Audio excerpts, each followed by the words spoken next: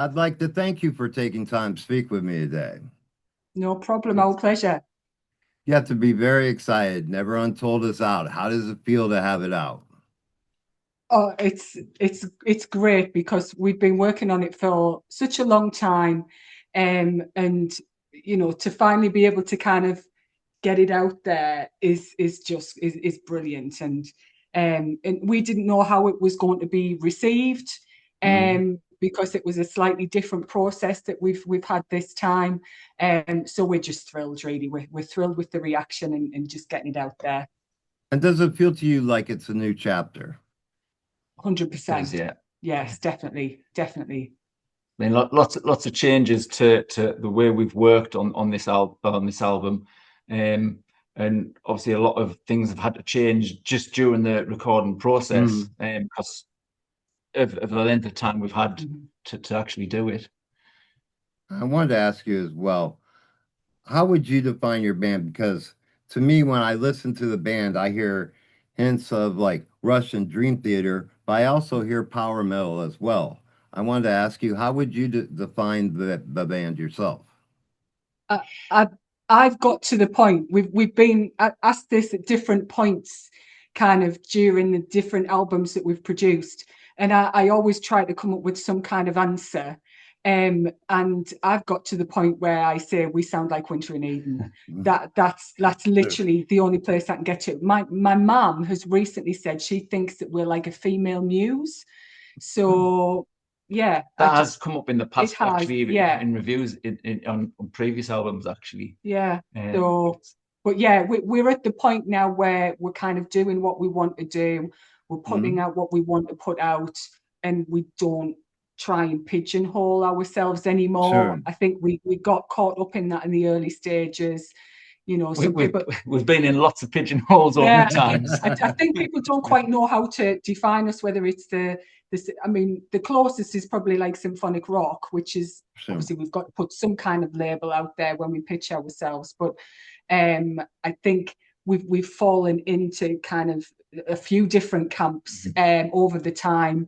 But yeah, we're Winter in Eden, and that's I it. would say a more an easier way to put it is it's what our influences would be rather than what we are, because Mhm. we've got influences and elements of progressive rock. We've got metal things in there, rock things in there, the symphonic. I would say we probably hint a little bit in the pop, whereas it's not pop music, but it's the way we write. It's a little bit more accessible than Sure. full blown prog rock. So we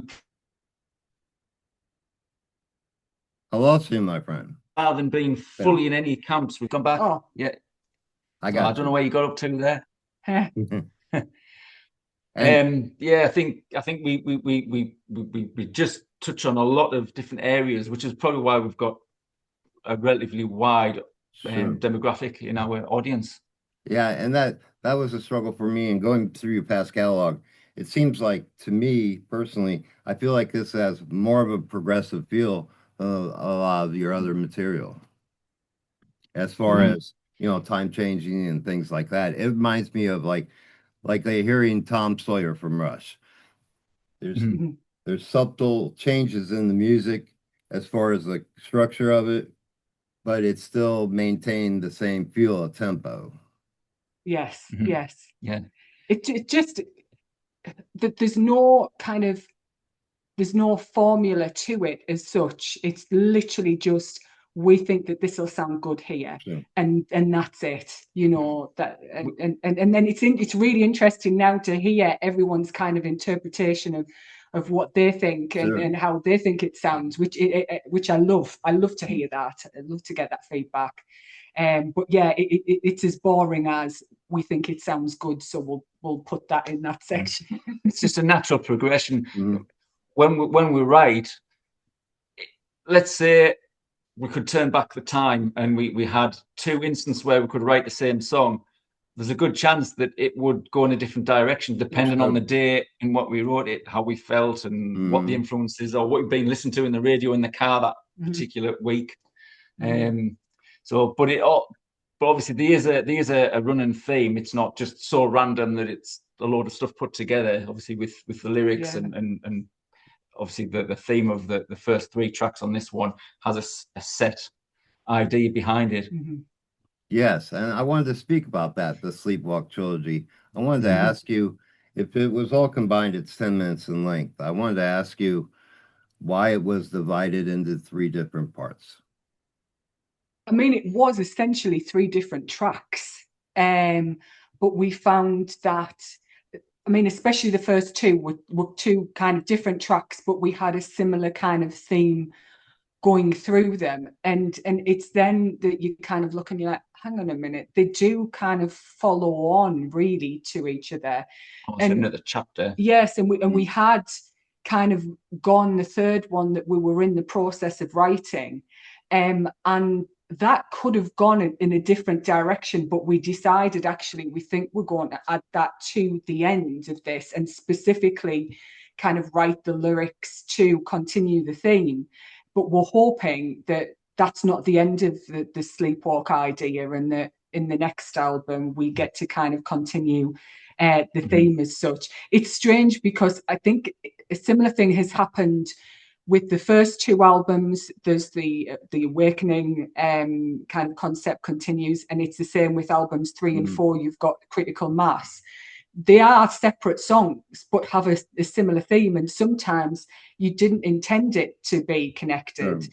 You know, you look back and you're like, actually there's a similar theme going on there. We will put them together. So that's I, generally how it seems to work I think for us. sometimes it's the stories and the ideas won't fit into one song, and you've got to Yeah. go. Which is why I say I think that the progressive side of things is we're more accessible at progressive, whereas Mhm. somebody's really into prog rock and they're wanting the whittling and the things going on for 20 minutes.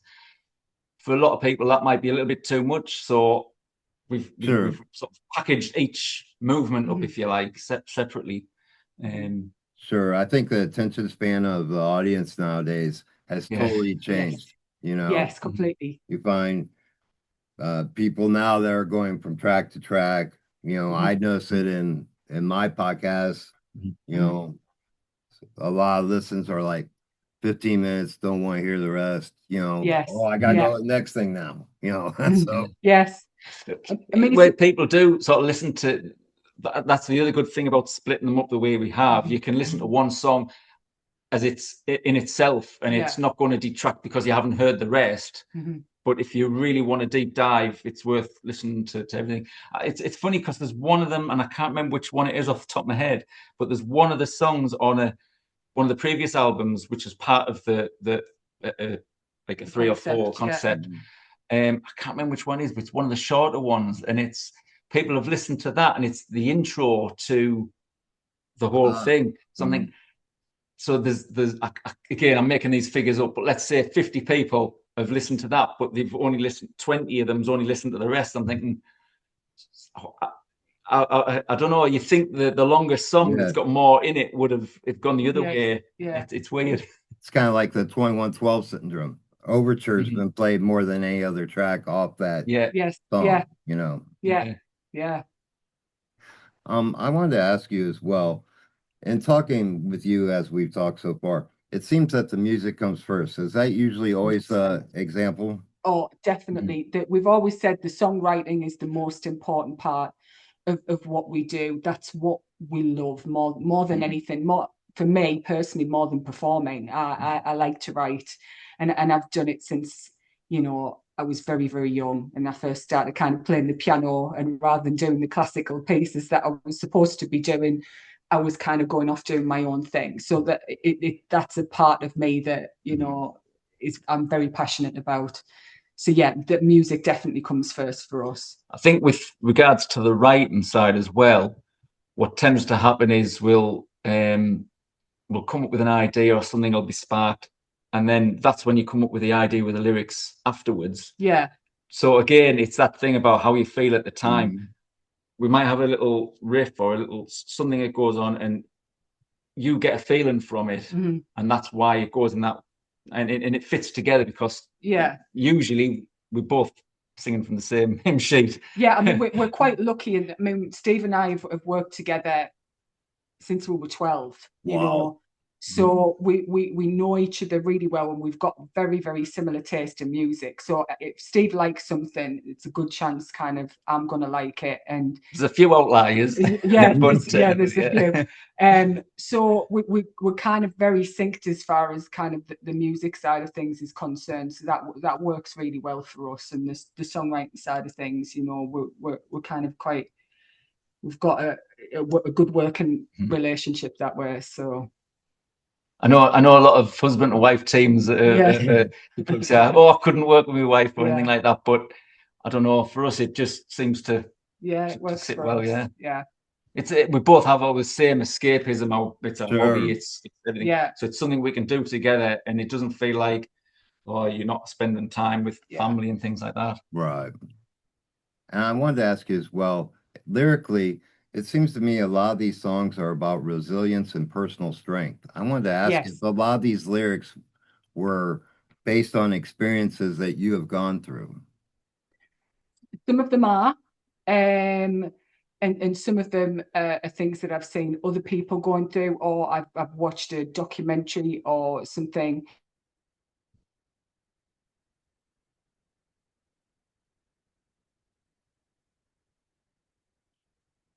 A movie or something that's kind of Mhm. inspired me. It changes because the kind of my other job as such, and the people that kind of I work with have got a lot of stories to tell, and so you know you feel like this is frustrating. I really feel like I need to get this out there, and that's why we called the EP therapy. And the previous kind of you know, digital EP that we released before this, because it is a way of kind of expressing what you want to say that sometimes you can't say, but you feel like that there's something that you want to get out there. But yeah, I mean, a few of the latest tracks, Impossible Dream, for example, is about my dad who I lost a few years ago.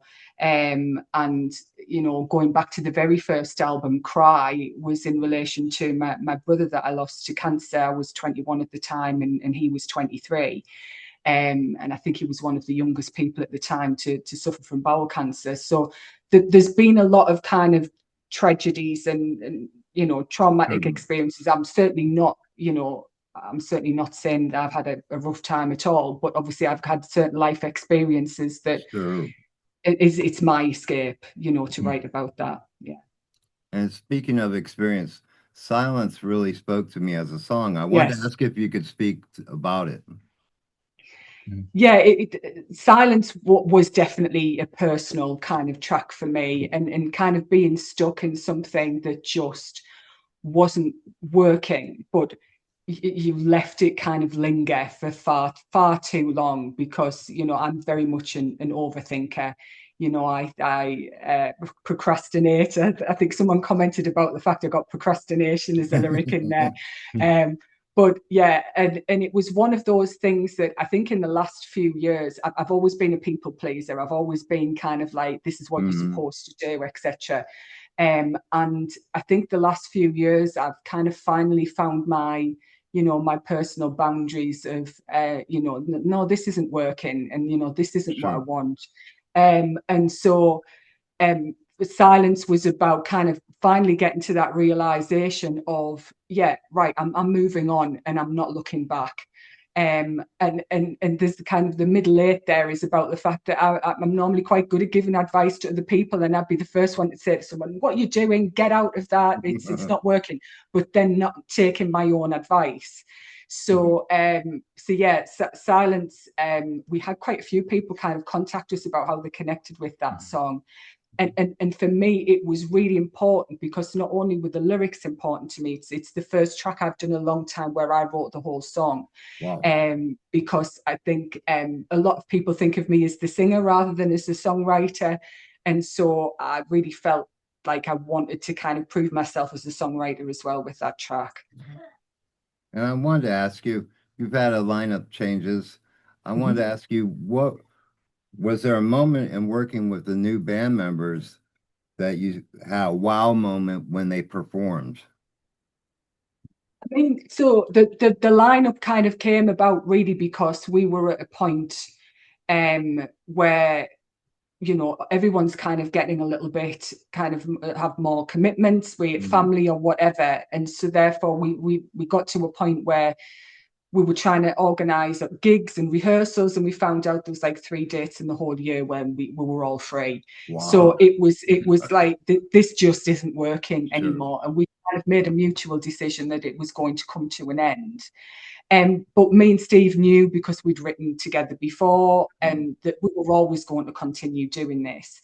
And so we kind of went off down a slightly different track with a new, well, we came out as Never Untold, actually. That's where the connection is. For a brief amount of time. But everybody was saying to us, why are you not kind of carrying on with Winter in Eden?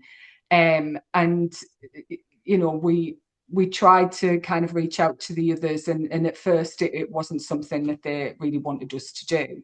But that changed over time, and hence we kind of came back as Winter and Eden. So I think it means even more to us Sure. now because of that. And so the core lineup is now me and Steve.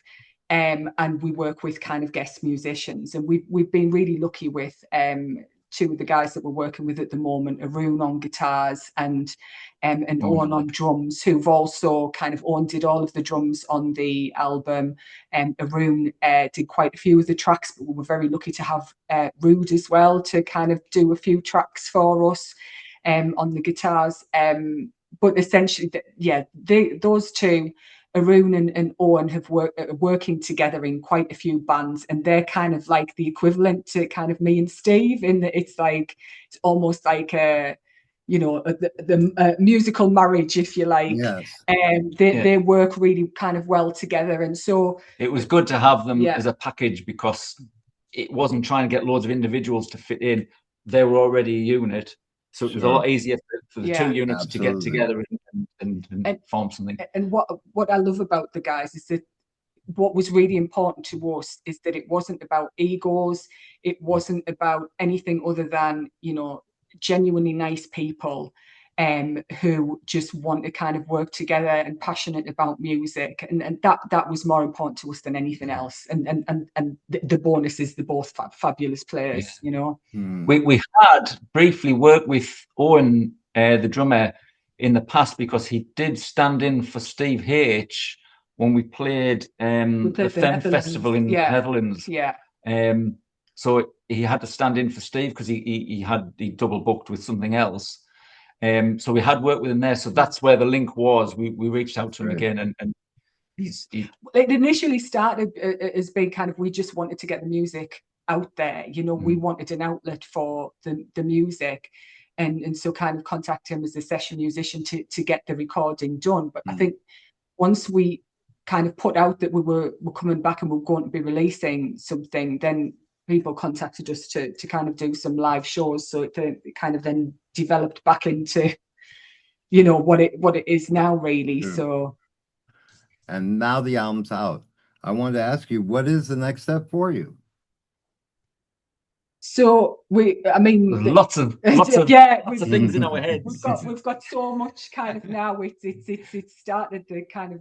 I mean, personally, I'm desperate to get back into the studio and record some more, because that's where my passion lies. Sure. But you know, we're wanting to do some kind of more festivals. Really, I guess is what we're wanting to do, and kind of, you know, go out there and see kind of a different audience to what we put to people that we performed to before, and just kind of grow the band family. and the family, the community, you know.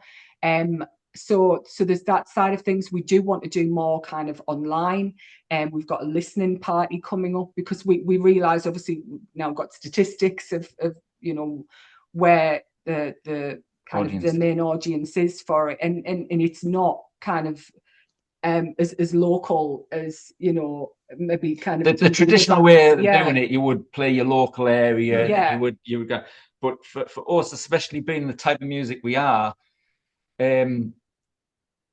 our area, there's not a massive scene in this. There is odd band. I'm not saying that there's nothing, but we've seemed to start out more of a not global, but Europe, probably. or Yeah, Europe, it's yeah, a Europe little bit and, in and US America. and South Mm. America as well, you know. But we come in, so we're trying to go back and form something that'll expand Yeah, and just try and come at it at a slightly different angle than what we had in the past. but essentially because of the way things are going, and because we've kind of got that online potential, we are doing basically an online listening party, Mm. so that everybody that wants to kind of come and join the party can do that. It's not like, well, you know, I'm in the US, I want to Right. kind of be a part of Yeah. this, and we can't. So so yeah, that's one of the areas where we kind of want to grow as well. Mhm. So we've got kind of lots of Yeah. ideas and lots of things Mhm. bubbling away. But we have got two festivals that's definite at the moment. Got Dan Fest, which is in Leicester, which will be headlining. I think that's November November 28th. And we were really pleased to we've just announced we're playing for Winter's End Festival, which is the Oh, Planet Rock Radio, one of their festivals that they put on. Yeah. So we're going to be doing that in the new year. I think it's January It's the 31st of 31st. January. Yeah. The funny thing is, the They're first both- one's on my birthday, and the other one's on our eldest son's birthday. Yeah. So we've got a little bit of groveling to do with him. Yes. Yeah. Because it's an over 18s only, so he can't actually come to that one. Yeah. and if you could pick the any band that you would like to go on tour with, what band would that be? Oh, that's a really good question. That That is a really good we've not question. asked. There's loads of them coming up. Yeah, there's loads coming up in my mind as well. I mean, Muse would probably be a great Muse, one, yeah, wouldn't yeah. it? I would like, because they've got a lot of influence for us. I mean, there's Mayrath I would love as well. Mhm. To be honest, I really love the Rasmus Yeah. too. Yeah.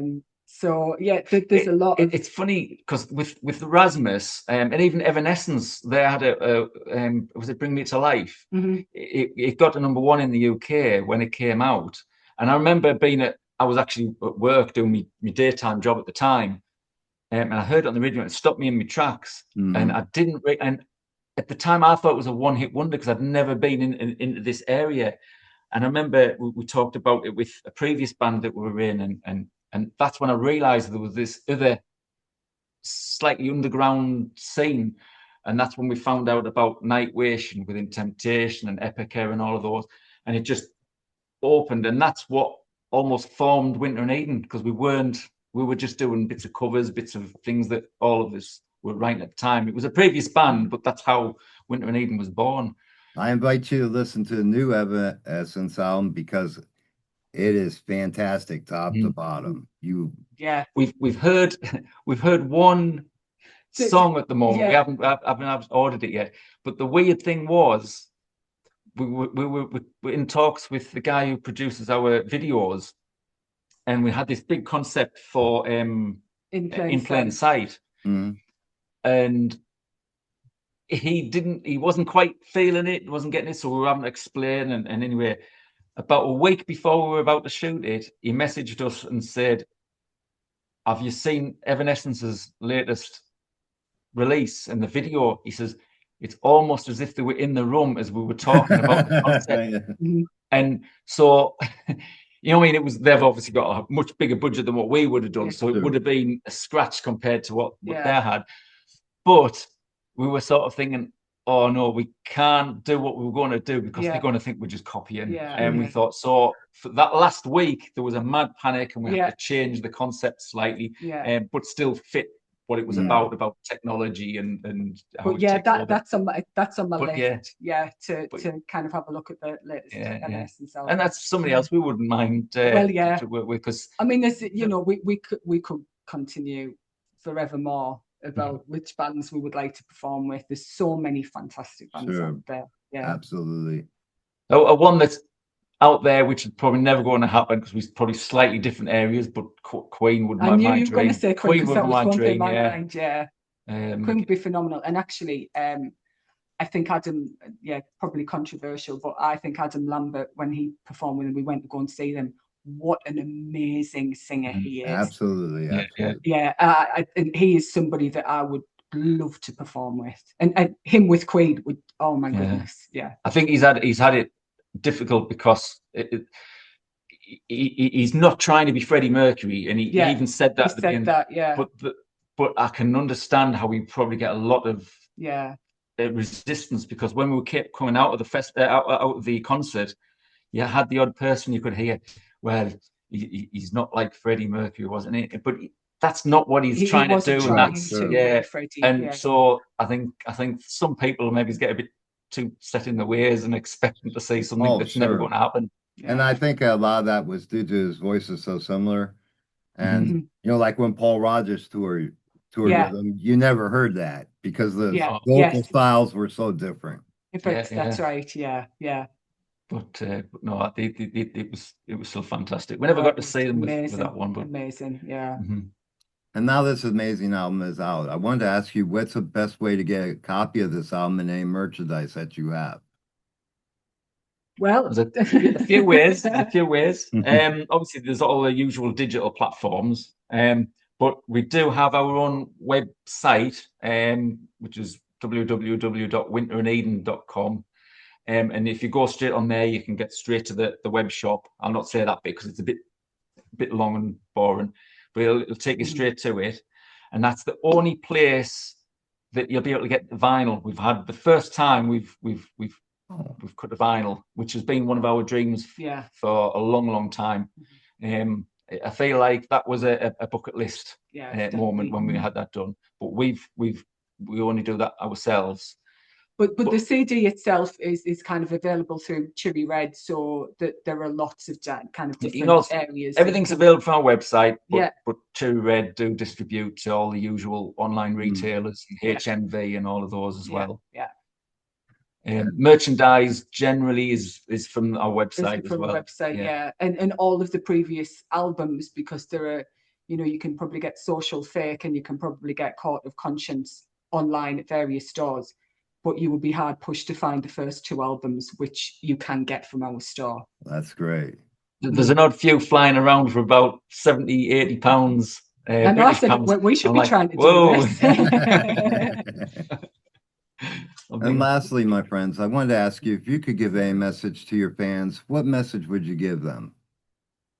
Thank you. Yeah, Honestly, every time anybody kind of comments or reaches out to us and says what song means to them, or they've purchased something or whatever, we really appreciate mm, every single person that spends their hard-earned money or just takes the time out to listen to what mm, we've got to do. The market is saturated, so we sure. really mm. really do appreciate it. So thank you for I know, supporting us. I know it sounds very cliche. Obviously, I totally agree with Vicky there. But I think what really hit home to us, to realize how we do affect other people, is there's one show we went to, and a guy came up to us at the beginning of the show, didn't he? Yeah. Want us to sign a CD, and he had his daughter with him, and we played a song Oh, called it was Eyes of a Eyes of a Child. Child.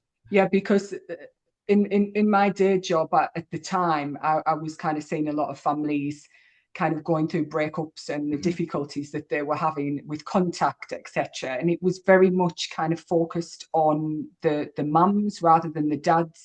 And I did see a lot of kind of dads getting a raw deal out Mm, out of that. And I wanted to flip it so that it was kind of written from what, well, actually, let's forget about the parents here, what's kind of going through, what the kids are thinking with true. this. And so when both dad and child said that song really spoke to mm. them, that really kind of, Absolutely. made it You it got a meant little something lump to in your me, throat. because I haven't Yes. personally been through that. I'm exceptionally lucky. But yeah, they had, and it meant something to them. So Mhm. that really, really meant something to me too. Well, I wanted to take a moment to thank you for creating an album that I enjoyed from top to bottom. Oh, thank you. I Thanks. really Yeah. appreciate that. Really do. And thank you for taking time to speak with me today. It's been a pleasure meeting you. Oh, Yeah. absolutely. You Yeah. too. You And I too. really hope, we speak again soon. Absolutely. I look forward to it. You take care, my Thank you. friends. Yeah, Okay. you Keep in too. touch. Take Keep in care. touch. Cheers. Thanks. Bye. Bye. Bye.